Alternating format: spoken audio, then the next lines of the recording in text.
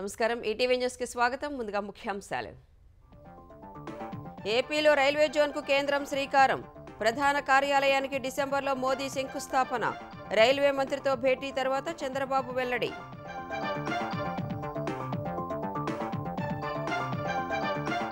పోలవరానికి 2800 కోట్లు విడుదల చేసిన కేంద్రం ప్రాజెక్టు చరిత్రలో తొలిసారి అడ్వాన్స్ గా 2000 కోట్లు బకాయిల కింద మరో 800 కోట్లు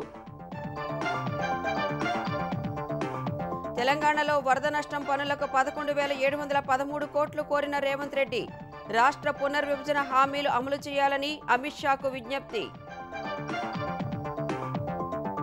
హిందూటెక్ బ్రాహ్మణి ఇన్ఫ్రా భూ కేటాయింపులు రద్దు భూములు తీసుకుని పరిశ్రమలు నెలకొల్పనందుకు షాక్ ఇచ్చిన తెలంగాణ హైకోర్టు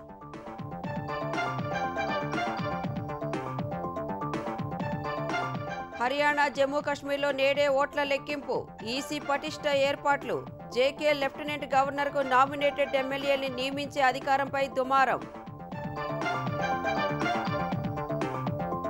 కోల్కతాలో జూనియర్ వైద్యురాలి కేసులో సిబిఐ తొలి ఛార్జిషీట్ నిందితుడు సంజయ్ రాయ్ ఒక్కడే హత్యాచారానికి పాల్పడినట్లు వెల్లడి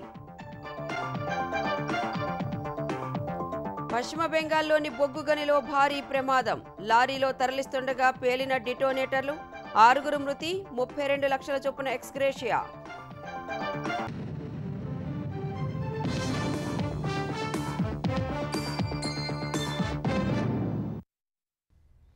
ఆంధ్రప్రదేశ్ విభజన హామీల్లో కీలకమైన రైల్వే జోన్ ప్రధాన కార్యాలయం నిర్మాణానికి కేంద్రం పచ్చజెండా ఊపింది డిసెంబర్లో ప్రధాని మోదీ చేతుల మీదుగా విశాఖలో శంకుస్థాపన జరగనుంది ఈ మేరకు ఢిల్లీలో ప్రధాని మోదీ రైల్వే మంత్రి అశ్విని వైష్ణవ్తో భేటీ అనంతరం ముఖ్యమంత్రి చంద్రబాబు ఏపీకి చెందిన ఎన్డీఏ కూటమి ఎంపీలకు చెప్పారు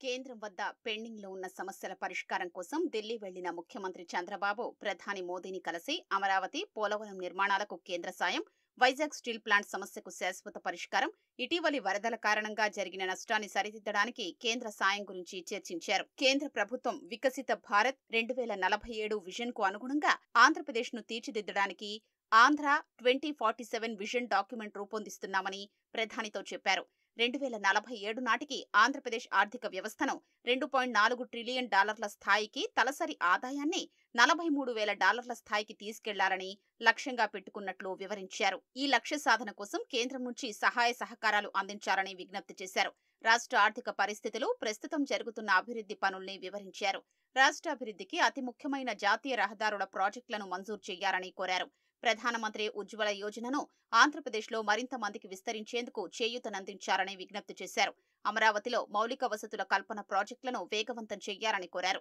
ఆంధ్రప్రదేశ్కు సాయం చేయడానికి ప్రధాని సానుకూలంగా స్పందించినట్లు రాత్రి సీఎంఓ ఓ ప్రకటనలో తెలిపింది ప్రధానితో సమావేశం ఫలవంతమైందని చంద్రబాబు ఎక్స్లో వెల్లడించారు పోలవరం సవరించిన అంచనాలకు కేంద్ర మంత్రివర్గం ఆమోదం తెలిపినందుకు ప్రధానికి ధన్యవాదాలు తెలిపారని పేర్కొన్నారు ఏపీ ఎదుర్కొంటున్న ఆర్థిక ఒత్తిళ్లను అధిగమించేందుకు అమరావతి నిర్మాణం కోసం కేంద్రం నుంచి సహాయ సహకారాలు అందిస్తామని భరోసా ఇచ్చినందుకు ప్రధానికి ధన్యవాదాలు తెలిపారని ఎక్స్లో పేర్కొన్నారు ప్రధానితో భేటీ అనంతరం రైల్వే ఎలక్ట్రానిక్ ఐటీ శాఖల మంత్రి అశ్విని వైష్ణవ్తో చంద్రబాబు భేటీ అయ్యారు కేంద్ర మంత్రి స్వయంగా ఢిల్లీలోని సీఎం అధికారిక నివాసానికే వచ్చి చంద్రబాబుతో సమావేశమయ్యారు ఏపీలో పెండింగ్ రైల్వే ప్రాజెక్టులపై సుదీర్ఘంగా చర్చించారు ఐటీ సెమీ కండక్టర్ పరిశ్రమల ఏర్పాటుపైన సమాలోచనలు జరిపారు ఆంధ్రప్రదేశ్లో ఐటీ నైపుణ్యాలు డిజిటల్ అక్షరాస్యత పెంపొందించడానికి national institute of electronics and information technology ఏర్పాటు చేయాలని సీఎం కోరారు ప్రపంచవ్యాప్తంగా ఉన్న ప్రముఖ సెమీ కండక్టర్ పరిశ్రమల్ని ఏపీకి రప్పించడానికి అనుకూలమైన వాతావరణం కల్పించారన్నారు ఉన్నత శ్రేణి ఉద్యోగాల్లో ఏపీ విద్యార్థుల వాటా పెంచడానికి ఫ్యాబ్రికేషన్ సౌకర్యాల్ని ఏపీకి తీసుకురావాలని విజ్ఞప్తి చేశారు డ్రోన్ సీసీటీవీ టెక్నాలజీల్ని ప్రోత్సహించేలా స్టార్టప్లకు మద్దతివ్వాలని కోరారు ఏపీలో రైల్వే మౌలిక వసతుల మెరుగుదలపైన చంద్రబాబు అశ్విని వైష్ణవ్తో చర్చించారు వాల్తేరు డివిజన్ను యథావిధిగా ఉంచుతూనే విభజన చట్టంలో చెప్పిన దక్షిణ కోస్తా రైల్వే జోన్ ప్రధాన కార్యాలయానికి శంకుస్థాపన చేసే ప్రజల ఆకాంక్షలు నెరవేర్చాలన్నారు విశాఖ అమరావతి మధ్య కొత్త రైల్వే లైన్ మంజూరు చేసి 2 ఏళ్లలోపు పూర్తి చేయాలని కోరారు మచిలీపట్నం అమరావతి మధ్య కొత్త లైన్ మంజూరు చేయాలని విజ్ఞప్తి చేశారు ఏపీ కోస్తా తీరమంతటా రైల్వే అనుబంధాన్ని మెరుగుపరిచేందుకు హౌడా చెన్నై లైన్ సామర్థ్యం పెంచాలని కోరారు నమో భారత్ కింద విశాఖ నెల్లూరు మధ్య రైలు అనుసంధానాన్ని మెరుగుపర్చారని, హైదరాబాద్, బెంగళూరు, చెన్నై నుంచి అమరావతికి హై స్పీడ్ రైల్వే కారిడార్లను అభివృద్ధి చేయాలని విజ్ఞప్తి చేశారు. నరసాపురం, మచిలీపట్నం, రేపల్లె, బాపట్ల మధ్య కొత్త రైల్వే లైన్ మంజూరు చేయడం సహా ఈ లింకును బాపట్ల దగ్గర కోల్కతా, చెన్నై లైన్తో అనుసంధానించాలని విజ్ఞప్తి చేశారు. ఈ ప్రతిపాదనలన్నింటిపై కేంద్ర మంత్రి సానుకూలంగా స్పందించారు. సుదీర్ఘకాలంగా పెండింగ్లో ఉన్న కొత్త రైల్వే జోన్ ప్రధాన కార్యాలయం ఏర్పాటును ముందుకు తీసుకెడుతున్నందుకు కేంద్ర మంత్రికి ధన్యవాదాలు తెలిపినట్లు చంద్రబాబు ఎక్స్లో పేర్కొన్నారు. డిసెంబరు కల్లా కొత్త రైల్వే జోన్ ప్రధాన కార్యాలయానికి శంకుస్థాపన జరుగుతుందని ఆశిస్తున్నట్లు చెప్పారు. ఏపీలో రైల్వే శాఖ 73,743 కోట్ల విలువైన ప్రాజెక్టు చేపడుతున్నట్లు రైల్వే మంత్రి చెప్పారని వెల్లడించారు. ఇందులో హౌడా, చెన్నై మధ్య నిర్మిస్తున్న 4 వరుసల లైన్ ఏపీ గుండా వెళుతుందన్నారు. రాష్ట్ర వ్యాప్తంగా 73 రైల్వే స్టేషన్లను ఆధునికీకరిస్తున్నారని, మరికొన్ని రైళ్లను ప్రవేశపెట్టబోతున్నారని తెలిపారు. ఈ సమావేశాల అనంతరం చంద్రబాబు ఢిల్లీలోని తన అధికార నివాసంలో ఏపీకి చెందిన కేంద్ర మంత్రులు, ఎంపీలకు విందిచ్చారు. ఎంపీల పనితీరును అడిగి తెలుసుకున్నారు. పార్లమెంటులో హాజరు నుంచి సభలో జరిగే చర్చల్లో పాల్గొన్న విధానం, నిధులు రాబట్టడం, రాష్ట్ర సమస్యల పరిష్కారంలో చేస్తున్న కృషిని పరిశీలించి గ్రేడింగ్ ఇస్తామని చెప్పారు. ఏపీ భవన్ అధికారులతో కలిసి సమస్యల పరిష్కారం కోసం చొరవ తీసుకోవాలని సూచించారు. ప్రతి ఎంపీ తమ పార్లమెంటు నియోజకవర్గంపై విజన్ డాక్యుమెంట్ తయారు చేయాలన్న చంద్రబాబు, విశాఖ స్టీల్ ప్లాంట్ సమస్య పరిష్కారమవుతుందని, రాష్ట్రానికి భవిష్యత్తులో హైస్పీడ్ రైలు కారిడార్ వస్తుందని తెలిపారు. ప్రధాని మోదీ ఏపీ పట్ల చాలా సానుకూలతతో ఉన్నారని చంద్రబాబు వ్యాఖ్యానించారు. ఇవాళ చంద్రబాబు కేంద్ర మంత్రులు అమిత్ షా, నితిన్ గడ్కరీ, పీయూష్ గోయల్, నిర్మలా సీతారామన్, హర్దీప్ సింగ్ పూరీని కలవనున్నారు. వరద సాయం, అమరావతి ఔటర్ రింగ్ రోడ్డు, జాతీయ రహదారుల అభివృద్ధి, విశాఖ స్టీల్ ప్లాంట్ సమస్యకు శాశ్వత పరిష్కారం, రాష్ట్రంలో పెట్రోలియం రిఫైనరీ ఏర్పాటు, బడ్జెట్లో ప్రకటించిన పారిశ్రామిక కారిడార్ల అభివృద్ధిపై చర్చించనున్నారు. పోలవరం పెండింగ్ పనులు పూర్తి చేసేందుకు నిధుల కొరత తీరేలా కేంద్రం శుభవార్త అందించింది. 2,800 కోట్ల రూపాయల నిధులు విడుదల చేసింది. పాత బిల్లుల రీయింబర్స్మెంట్ కింద 800 కోట్లు, పనులు చేపట్టేందుకు అడ్వాన్స్గా 2,000 కోట్లు ఇచ్చినట్లు ప్రాజెక్టు అధికారులు భావిస్తున్నారు. పోలవరాన్ని జాతీయ ప్రాజెక్టుగా ప్రకటించినప్పటి నుంచి తొలుత రాష్ట్ర ప్రభుత్వం నిధులు ఖర్చు చేస్తే రీయింబర్స్ చేస్తున్న కేంద్రం తొలిసారి అడ్వాన్స్గా ఇచ్చింది. జగన్ హయాంలోనూ అడ్వాన్స్గా నిధులు ఇవ్వాలని పదే పదే కోరినా ఆ ప్రయత్నాలు ఫలించలేదు. ఏపీలో కూటమి ప్రభుత్వం ఏర్పాటయ్యాక నిర్ణయాలు, నిధుల విషయంలో కేంద్రం వేగంగా అడుగులు వేస్తోంది. నెల క్రితమే 30,436 కోట్ల రూపాయలతో ప్రాజెక్టు కొత్త డిపిఆర్ను కేంద్రం ఆమోదించింది. ఫలితంగా గతంలో ఇచ్చిన నిధులు పోను 12,157 కోట్ల రూపాయలు కేంద్రం నుంచి అదనంగా పొందే అవకాశం లభించింది. ప్రస్తుత ఆర్థిక సంవత్సరంలో 6,000 కోట్లు, వచ్చే ఏడాది 6,157 కోట్లు అడ్వాన్స్గా మంజూరు చేసేందుకు కేంద్రం పచ్చజెండా ఊపింది. తెలంగాణలో ఇటీవల భారీ వర్షాలు, వరదల కారణంగా దెబ్బతిన్న ప్రాంతాల్లో మౌలిక సదుపాయాల పునరుద్ధరణ, మరమ్మతుల కోసం 11,713 కోట్లు ఇవ్వాలని కేంద్ర హోంమంత్రి అమిత్ షాను ముఖ్యమంత్రి రేవంత్ రెడ్డి కోరారు. పునర్విభజన సమస్యలను త్వరగా పరిష్కరించాలని విజ్ఞప్తి చేశారు. మరోవైపు హైదరాబాద్ నగర ముఖచిత్రాన్ని మార్చే 3 ప్రధాన ప్రాజెక్టులకు నిధులివ్వాలని కేంద్ర పట్టణాభివృద్ధి శాఖ మంత్రి మనోహర్ లాల్ ఖట్టర్ను సీఎం రేవంత్ రెడ్డి కోరారు. ఢిల్లీ పర్యటనలో ఉన్న ముఖ్యమంత్రి రేవంత్ రెడ్డి నక్సల్ ప్రభావిత రాష్ట్రాల సీఎంల సదస్సులో పాల్గొన్న అనంతరం కేంద్రం నుంచి తెలంగాణకు రావాల్సిన నిధులకు సంబంధించి కేంద్ర హోంమంత్రి అమిత్ షాను కలిశారు. రాష్ట్రంలో ఆగస్టు 31 నుంచి సెప్టెంబర్ 8 వరకు కురిసిన భారీ వర్షాల కారణంగా జరిగిన నష్టాన్ని వివరించి సాయం కోరారు. వర్షాలు, వరదల కారణంగా 37 మంది ప్రాణాలు కోల్పోయారని, 1,00,000కు పైగా పశువులు, ఇతర మూగజీవాలు మృత్యువాత పడ్డాయన్నారు. 4,15,000 ఎకరాల్లో పంటలు దెబ్బతిన్నాయని, రహదారులు, కల్వర్టులు, కాజ్వేలు, చెరువులు, కుంటలు, కాలువలు ధ్వంసమయ్యాయని తెలిపారు. వరదల సమయంలో తక్షణ సాయం కోసం 5,438 కోట్లు విడుదల చేయాలని సెప్టెంబర్ 2న లేఖ రాశామని, తర్వాత పంట, ఇతర నష్టాలపై కేంద్ర బృందం పర్యటించి 11,713 కోట్ల మేర నష్టం వాటిల్లిందని సెప్టెంబర్ 30న నివేదిక సమర్పించిందని గుర్తు చేశారు. ఆ నిధులను వెంటనే విడుదల చేయాలని కోరారు. 2024-25 సంవత్సరానికి సంబంధించి ఎస్డీఆర్ఎఫ్ మొదటి, రెండో విడత కింద తెలంగాణకు 416.8 కోట్ల రూపాయలను కేంద్రం విడుదల చేసిందని, దెబ్బతిన్న మౌలిక వసతుల పునరుద్ధరణ, మరమ్మతు పనులకు విడుదల చేసే నిధులను ఎస్డీఆర్ఎఫ్ నిధులతో ముడిపెట్టొద్దని రేవంత్ రెడ్డి విజ్ఞప్తి చేశారు. సిఆర్పీఎఫ్ జాయింట్ టాస్క్ ఫోర్స్ క్యాంపులు ఏర్పాటు చేసి వామపక్ష తీవ్రవాద ప్రభావిత జిల్లాల జాబితా నుంచి తొలగించిన ఆదిలాబాద్, మంచిర్యాల, కుమరం భీం, ఆసిఫాబాద్ జిల్లాలను తిరిగి చేర్చాలని కోరారు. తీవ్రవాద ప్రభావిత రాష్ట్రాలైన మహారాష్ట్ర, ఛత్తీస్గఢ్తో తెలంగాణకు సరిహద్దు ఉండటం వల్ల రాష్ట్ర ప్రభుత్వం సరిహద్దు భద్రతపై మరింత దృష్టి సారించాల్సిన అవసరం ఉందని కేంద్ర మంత్రికి వివరించారు. అంతర్గత భద్రతను దృష్టిలో పెట్టుకుని భద్రాద్రి కొత్తగూడెం జిల్లా చెర్ల మండలం కొండవాయి, ములుగు జిల్లా వెంకటాపురం మండలం ఆలుబాక గ్రామాల్లో సిఆర్పీఎఫ్ జాయింట్ టాస్క్ ఫోర్స్ క్యాంపులు ఏర్పాటు చేయాలని విజ్ఞప్తి చేశారు. ఎస్పీఓలకు చెల్లించాల్సిన నిధుల్లో కేంద్రం వాటా 60% 4 ఏళ్ల నుంచి పెండింగ్లో ఉందని, ఆ మొత్తం 18,31,00,000 విడుదల చేయాలని కోరారు. 1,065 మందిని ఎస్పీఓల్లో చేర్చుకోవడానికి నిబంధనలు సడలించాలని విజ్ఞప్తి చేశారు. రాష్ట్ర సరిహద్దుల్లోని ములుగు జిల్లా పేరూరు, ములుగు, కన్నాయిగూడెం, జయశంకర్ భూపాలపల్లి జిల్లాలోని పలిమెల, మహాముత్తారం, కాటారం వంటి పోలీస్ స్టేషన్లను బలోపేతం చేయాలని కోరారు. కొత్తగా నియమితులైన పోలీస్ సిబ్బందికి తీవ్రవాద వ్యతిరేక వ్యూహాల్లో గ్రేహౌండ్స్ ద్వారా శిక్షణ ఇప్పించడానికి ఈ ఆర్థిక సంవత్సరంలో 25,59,00,000 విడుదల చేయాలని విజ్ఞప్తి చేశారు. పెండింగ్లో ఉన్న రాష్ట్ర పునర్విభజన సమస్యల పరిష్కారానికి సహకరించాలని అమిత్ షాను ముఖ్యమంత్రి కోరారు. 9వ షెడ్యూల్లోని ప్రభుత్వ భవనాలు, కార్పొరేషన్ల పంపిణీ, 10వ షెడ్యూల్లోని సంస్థల వివాదం సామరస్యపూర్వక పరిష్కారానికి కృషి చేయాలని విజ్ఞప్తి చేశారు. పునర్విభజన చట్టంలో ఎక్కడా పేర్కొనని ఆస్తులు, సంస్థలను ఆంధ్రప్రదేశ్ క్లెయిమ్ చేసుకుంటున్నందున వాటిలో తెలంగాణకు న్యాయం జరిగేలా చూడాలని కోరారు. తెలంగాణకు అదనంగా 29 ఐపీఎస్ పోస్టులు కేటాయించాలని సీఎం విజ్ఞప్తి చేశారు. రాష్ట్ర పునర్విభజన సమయంలో తెలంగాణకు 76 మంది ఐపీఎస్లను మాత్రమే కేటాయించారని, ప్రస్తుత అవసరాలకు తగ్గట్టు మరో 29 పోస్టులు కేటాయించాలని కోరారు. అమిత్ షాతో సమావేశం అనంతరం మరో కేంద్ర మంత్రి మనోహర్ లాల్ ఖట్టర్ను కలిసిన రేవంత్ రెడ్డి హైదరాబాద్ ముఖ చిత్రాన్ని మార్చే 3 ప్రధాన ప్రాజెక్టులకు తగిన నిధులిచ్చి మద్దతుగా నిలవాలని విజ్ఞప్తి చేశారు. హైదరాబాద్ సమగ్ర మురుగునీటి పారుదల మాస్టర్ ప్లాన్ సిఎస్పీని అమృత్ 2.0 పథకంలో చేర్చాలని, వీలు కాకపోతే ప్రత్యేక ప్రాజెక్టుగా చేపట్టాలని కోరారు. నగర ప్రజల జీవన ప్రమాణాలు ప్రపంచ స్థాయిలో ఉండాలంటే నగరంతో పాటు సమీప మున్సిపాలిటీల నుంచి వెలువడే ద్రవ వ్యర్థాలను 100% శుద్ధి చేయాల్సిన అవసరం ఉందన్నారు. ఈ నేపథ్యంలో హైదరాబాద్తో పాటు సమీప 27 పురపాలక సంఘాలను కలిపి 7,444 కిలోమీటర్ల మేర మురుగునీటి పారుదల వ్యవస్థ నిర్మాణానికి 17,212.69 కోట్లతో డీపీఆర్ రూపొందించామన్నారు. దీన్ని అమృత్ 2.0లో చేర్చి ఆర్థిక సాయం చేయాలని కోరారు. హైదరాబాద్ గుండా ప్రవహించే మూసీ నదిలో మురుగు చేరకుండా ఉండేందుకు ప్రధాన మురుగు కాలువలు, కొత్త మురుగునీటి శుద్ధి ప్లాంట్ల నిర్మాణానికి 4,000 కోట్లతో రూపొందించిన డీపీఆర్ను ఆమోదించడంతో పాటు పనులకు అనుమతించాలన్నారు. హైదరాబాద్ మెట్రో 2వ దశ విస్తరణకు 24,269 కోట్లు వ్యయమవుతుందని అంచనా వేశామని, దీన్ని కేంద్రం, తెలంగాణ ప్రభుత్వం 50:50 నిష్పత్తిలో చేపట్టడానికి అనుమతి ఇవ్వాలని విజ్ఞప్తి చేశారు. త్వరలోనే ఇందుకు సంబంధించిన డీపీఆర్ను సమర్పిస్తామని, నగర అవసరాల దృష్ట్యా ఈ ప్రాజెక్టు త్వరగా కార్యరూపం దాల్చేందుకు సహకరించాలని కేంద్ర మంత్రి ఖట్టర్ను రేవంత్ రెడ్డి కోరారు.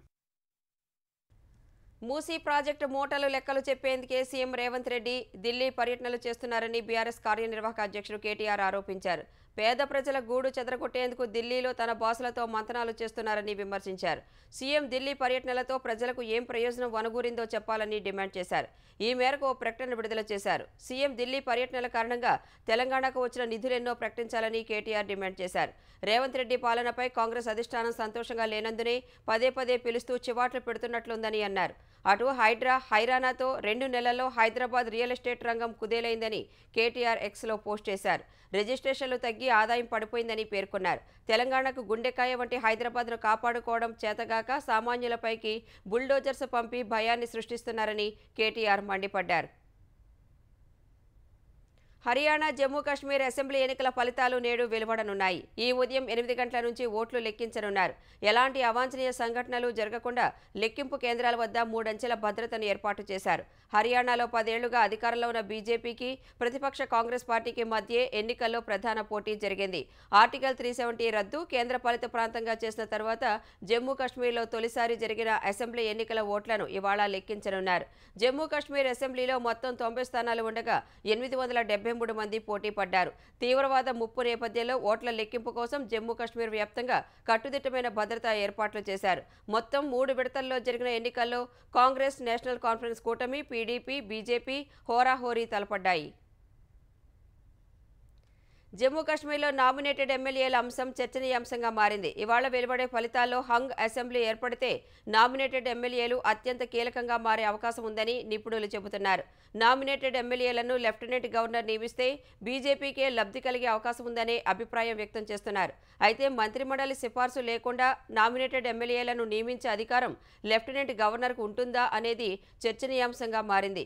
నామినేటెడ్ ఎమ్మెల్యేలను అడ్డుపెట్టుకుని ప్రభుత్వాన్ని ఏర్పాటు చేయాలని ప్రయత్నిస్తే సుప్రీంకోర్టును ఆశ్రయిస్తామని కాంగ్రెస్తో పాటు National Conference, People's Democratic Party హెచ్చరించాయి. కేంద్రపాలిత ప్రాంతమైన జమ్మూ కాశ్మీర్లో 90 అసెంబ్లీ స్థానాలు ఉండగా నామినేటెడ్ ఎమ్మెల్యేలను నియమిస్తే సంఖ్య 95కు పెరుగుతుంది. ఉమ్మడి రాష్ట్రంలో హిందూటెక్ జోన్, బ్రాహ్మణి పరిశ్రమలు సహా నిర్మాణం చేపట్టని పలు కంపెనీలకు చెందిన భూములను 4 నెలల్లో స్వాధీనం చేసుకోవాలని ప్రభుత్వానికి తెలంగాణ హైకోర్టు ఆదేశాలు జారీ చేసింది. 2001 నుంచి 2006 వరకు ఎలాంటి ప్రకటన లేకుండా, వేలం నిర్వహించకుండా నామినేషన్ పద్ధతిపై కారు చౌకగా విక్రయం, లీజులకు 4156 ఎకరాల భూమిని కంపెనీలు, వ్యక్తులకు కేటాయించడాన్ని సవాలు చేస్తూ ఛత్రి అనే స్వచ్ఛంద సంస్థ 2007లో వ్యాజ్యం దాఖలు చేసింది. దీనిపై సుదీర్ఘ విచారణ చేపట్టిన హైకోర్టు ధర్మాసనం తాజాగా తీర్పు వెలువరించింది. పిటిషనర్ కోరినట్లు ప్రస్తుత మార్కెట్ ధర ప్రకారం సొమ్ము వసూలు చేయాలని ఆదేశాలు జారీ చేస్తే అది ప్రభుత్వ విధాన నిర్ణయాలకు విరుద్ధమని హైకోర్టు పేర్కొంది. పరిశ్రమలు ఏర్పాటు చేయని కంపెనీల నుంచి భూమి స్వాధీనం చేసుకోలేదన్న పిటిషనర్ వాదనను సమర్థించింది. నిర్మాణాలు చేపట్టని Hindutech zone, Brahmani infratech limited, star gaze properties, Anantha technology, JT holding భూమి కేటాయింపులను 4 నెలల్లో రద్దు చేయాలని ఆదేశించింది. ఇదే సమయంలో పారిశ్రామిక అభివృద్ధి, ఉద్యోగాల కల్పన, ఆదాయం నిమిత్తం రాయితీపై భూ కేటాయింపునకు సంబంధించి ప్రభుత్వ విధానంలో జోక్యం చేసుకోవాల్సిన అవసరం లేదని తెలిపింది. పలు సంస్థలు వేల కోట్ల పెట్టుబడి పెట్టడం సహా వేల మందికి ఉద్యోగ, ఉపాధి అవకాశాలు కల్పించాయని గుర్తు చేసింది. భూ కేటాయింపులకు సంబంధించి ప్రభుత్వ విధానాల్లో జోక్యం చేసుకోలేమంటూ పిటిషన్పై విచారణను ముగించింది.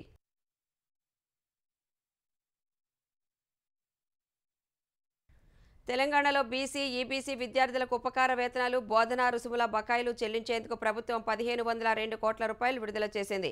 Inter, degree, PG, engineering, post matric స్కాలర్షిప్లు, ఫీజు రియంబర్స్మెంట్ బకాయిలు కొన్నేళ్లుగా పెండింగ్లో ఉన్నాయి. బకాయిలు చెల్లించాలని విద్యార్థులు, కళాశాలల యాజమాన్యాలు చాలా రోజులుగా డిమాండ్ చేస్తున్నాయి. ఈ నేపథ్యంలో 2023-24 వరకు పెండింగ్లో ఉన్న BC, EBC fee reimbursement, scholarship బకాయిలను విడుదల చేస్తూ బీసీ సంక్షేమ శాఖ ఉత్తర్వులు జారీ చేసింది. గల్ఫ్ దేశాల్లో మరణించిన కార్మికులకు ఎక్స్గ్రేషియా చెల్లింపుపై తెలంగాణ ప్రభుత్వం మార్గదర్శకాలు జారీ చేసింది. గల్ఫ్ మృతుల కుటుంబ సభ్యులకు 5 లక్షల రూపాయలు ఆర్థిక సాయం చేయనుంది. Bahrain, Kuwait, Iraq, Oman, Qatar, Saudi Arabia, యూఏఈల్లో 2023 డిసెంబర్ 7 తర్వాత మరణించిన కార్మికులకు ఎక్స్గ్రేషియా వర్తిస్తుందని మార్గదర్శకాల్లో సీఎస్ శాంతికుమారి తెలిపారు. కార్మికులు మృతి చెందిన 6 నెలల్లో భార్య, పిల్లలు లేదా తల్లిదండ్రులు జిల్లా కలెక్టర్కు దరఖాస్తు సమర్పించాలని తెలిపారు. మరణ ధృవీకరణ పత్రం, పాస్పోర్ట్, బ్యాంకు ఖాతా వంటి వివరాలతో దరఖాస్తు చేయాలని పేర్కొన్నారు. ఆర్థిక సాయం 5 లక్షల రూపాయలు నేరుగా బ్యాంకులో జమ చేయనున్నట్లు వెల్లడించారు. 3 ఏళ్లు విచారించిన తర్వాత సుప్రీంకోర్టు తిరస్కరించిన కేసులో కొత్తగా ఎఫ్ఐఆర్ దాఖలు చేయడాన్ని ఏమనాలో మీ విజ్ఞతకే వదిలేస్తున్నానంటూ ఏపీ సర్కార్ నిర్ణయాన్ని విమర్శిస్తూ సామాజిక మాధ్యమాల్లో పోస్టు పెట్టిన ఏపీసీఐడీ మాజీ చీఫ్ సునీల్ కుమార్ పై ప్రభుత్వం క్రమశిక్షణా చర్యలకు ఉపక్రమించింది. ఉండి ఎమ్మెల్యే కె రఘురామకృష్ణరాజు ఫిర్యాదు మేరకు గుంటూరు నగరపాలెం పోలీస్ స్టేషన్లో సునీల్ కుమార్ పై నమోదైన హత్యాయత్నం కేసు విషయంలో ఆయన వ్యాఖ్యలు అఖిల భారత సర్వీస్ ప్రవర్తన నియమావళి ఉల్లంఘన కిందకే వస్తాయని తేల్చిన ప్రభుత్వం అభియోగాలు నమోదు చేసింది. సునీల్ కుమార్ దుష్ప్రవర్తనకు పాల్పడ్డారని పేర్కొన్న ప్రభుత్వం అభియోగాలపై 15 రోజుల్లోగా లిఖితపూర్వకంగా లేదా నేరుగా వాదనలు వినిపించాలని ఆదేశించింది. సునీల్ కుమార్ వినిపించే వాదనలు ఆయనపై నమోదు చేసిన అభియోగాలకే పరిమితం కావాలని సూచించింది. నిర్దేశిత గడువులోగా వాదనలు వినిపించకపోతే తమ వద్దనున్న వివరాలు, అందుబాటులో ఉన్న సమాచారం ఆధారంగా తదుపరి చర్యలు తీసుకుంటామని సాధారణ పరిపాలనా శాఖ పొలిటికల్ విభాగం కార్యదర్శి ఎస్ సురేష్ కుమార్ ఉత్తర్వులు జారీ చేశారు. గత వైసీపీ ప్రభుత్వం ఆంధ్రప్రదేశ్ ఆర్థిక పరిస్థితిని వెంటిలేటర్ పైకి తీసుకొచ్చిందని వ్యవసాయ శాఖ మంత్రి అచ్చెన్నాయుడు అన్నారు. 3 నెలల కూటమి పాలనలో వెంటిలేటర్ పై ఉన్న రాష్ట్రానికి ఆక్సిజన్ అందించి ఊపిరి పోశామన్నారు. పథకాలు అమలవుతున్నా వైసీపీ కావాలనే దుష్ప్రచారం చేస్తోందని మండిపడ్డారు. సూపర్ 6 పథకాల్లో ఒకదాని తర్వాత ఒకటి అమలు చేస్తున్నామని వెల్లడించారు. 4,000 పింఛన్ సహా అన్నా క్యాంటీన్లు పునరుద్ధరించామని వివరించారు. ల్యాండ్ టైటిలింగ్ చట్టం రద్దు చేయడంతో పాటు డిఎస్సి నోటిఫికేషన్ విడుదల చేశామని తెలిపారు. భారీ వర్షాలకు నదులు పోటెత్తడంతో ఇసుక సరఫరాకు ఆటంకం కలిగిందని, త్వరలోనే సమస్య పరిష్కారమవుతుందని పేర్కొన్నారు. రోడ్డు ప్రమాదంలో బిడ్డ చనిపోయినప్పటికీ ఇంకెంతసేపు నిద్రపోతావు లేకన్నా అంటూ ఓ తల్లి మృతదేహాన్ని ముద్దు చేసిన హృదయ విదారక ఘటన అన్నమయ్య జిల్లాలో చోటు చేసుకుంది. చిన్నవోరంపాడుకు చెందిన బాబు, శిరీష దంపతులు 2 కుమారులతో కలిసి రాజంపేటలోని ఓ ప్రైవేట్ ఆసుపత్రికి వచ్చి వెళ్తుండగా వారి బైక్ అదుపు తప్పి కింద పడింది. బైక్ ఆయిల్ ట్యాంక్పై కూర్చున్న 5 ఏళ్ల శ్యామ్ కింద పడ్డాడు. మెదడు, ముక్కు, చెవుల నుంచి రక్తస్రావమై అక్కడికక్కడే ప్రాణాలు వదిలాడు. స్థానికులు మృతదేహాన్ని పోస్టుమార్టం కోసం రాజంపేట ప్రభుత్వ ఆసుపత్రికి తరలించారు. అయితే ఆసుపత్రిలో తల్లి తన బిడ్డ మృతదేహాన్ని ఒడిలో పెట్టుకుని లేకన్నయ్య ఇంటికి వెళదామని లాలించడం చూపరుల్ని కంటతడి పెట్టించింది. బిడ్డ మరణాన్ని నమ్మలేని తల్లి వైద్యులు, పోలీసులను కూడా దగ్గరకు రానియ్యలేదు. మంచంపై నిర్జీవంగా ఉన్న బిడ్డ పక్కనే పడుకుని ఇంకెంతసేపు పడుకుంటావు, నిద్రలే అని బుజ్జగించటం అందరి హృదయాల్ని ద్రవింపచేసింది. తన కంటి పాప ఇక కన్ను తెరవడని తెలుసుకున్న తండ్రి మాత్రం గుండెలవిసిలా రోదించాడు. కోల్కతాలోని ఆర్జీకార్ ఆసుపత్రికి చెందిన జూనియర్ వైద్యురాలిపై నిందితుడు సంజయ్ రాయ్ ఒక్కడే అత్యాచారం చేశాడని సిబిఐ సీల్దాలోని ప్రత్యేక కోర్టులో తొలి ఛార్జిషీట్ను దాఖలు చేసింది. సామూహిక అత్యాచారం జరిగిందనడానికి ఇప్పటి వరకు ఎలాంటి ఆధారాలు లభించలేదని ఛార్జిషీట్లో పేర్కొంది. నేరానికి సంబంధించి ఇతర కోణాల్లో కూడా విచారణ చేస్తున్నామని తెలిపింది. ఆగస్టు 9 రాత్రి ఆర్జీకార్ ఆసుపత్రి సెమినార్ రూంలో ఒంటరిగా నిద్రిస్తున్న జూనియర్ వైద్యురాలిపై నిందితుడు అఘాయిత్యానికి పాల్పడ్డాడని సిబిఐ పేర్కొంది. ఆసుపత్రి ఆవరణలోని సీసీటీవీలో నమోదైన దృశ్యాల ఆధారంగా నిందితుడు సంజయ్ను ఆగస్టు 10న కోల్కతా పోలీసులు అరెస్టు చేశారు. కోల్కతా హైకోర్టు ఆదేశాలతో అదే నెల 14న దర్యాప్తు బాధ్యతలను చేపట్టిన సిబిఐ నిందితుడితో సహా పలువురికి పాలిగ్రాఫ్ పరీక్షలు నిర్వహించింది.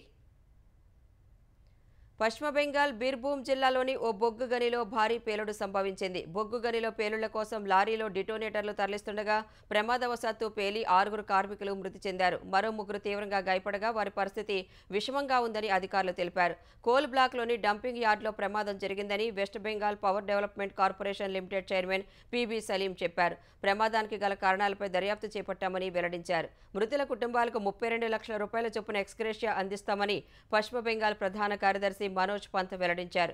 బొగ్గు గనిని నిర్వహిస్తున్న సంస్థ 30 లక్షలు, ప్రభుత్వం 2 లక్షల రూపాయలు అందిస్తుందని చెప్పారు. ఎక్స్గ్రేషియాతో పాటు కుటుంబంలో ఒకరికి హోంగార్డు ఉద్యోగం ఇస్తామని తెలిపారు.